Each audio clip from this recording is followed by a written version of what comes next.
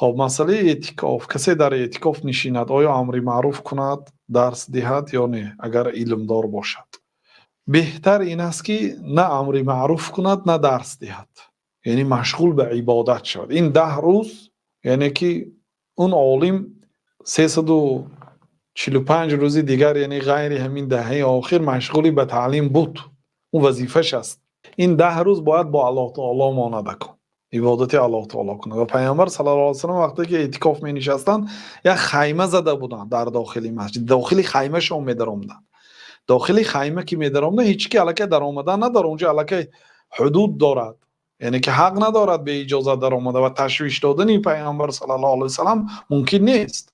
حتی الله تعالی اگر گفت که فیدا طعمتم فانتشروا، وقتی که به خانه پیامبر صلی الله علیه و سلم مهمانی رفتید، پیامبر صلی الله علیه و سلم براتون طعام گذاشتن، طعامی که خوردید فانتشروا، از پیش پیامبر صلی الله علیه و سلم خیزید بروید نشینید اونجا. و پیامبر صلی الله علیه و سلم شما نمیتونید که خیز برو گوید، این کار شما به اذیت میدهد.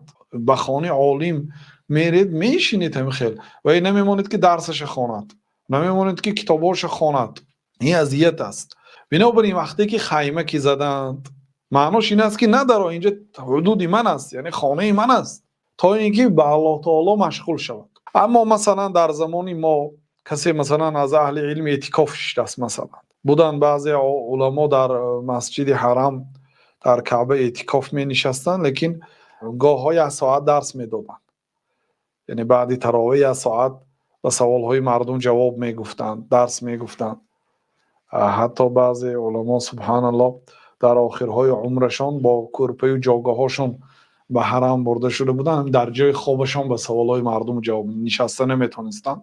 در آخرین لحظه های حیات هم به مردم، به فتواهای مردم جواب می گفتند. الله تعالی رحمت کنند. یعنی این اجتهاد است. اگر مردم حاجت داشته باشه، مثلا آمد گفت که همین مسواک روزه رو میشکند، یعنی همراه شما اعتکاف نشسته یا در مسجد هست، سوال داد، چه خیلی به سوال جواب نمیده، جواب میدید.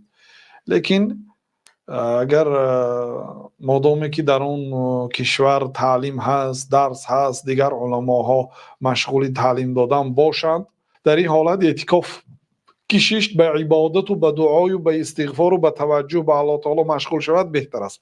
لیکن اگر دیگه جای نشین نداشته باشد، دیگه هیچ کسی بیان نمیکنه غیر همین آدم باشد، دیگر مجبور است که شریعت را به مردم رساند، تعلیم دهد، اگر چندی ساعتی معین باشد، یعنی به وضعیتش نگاه کرده میشد.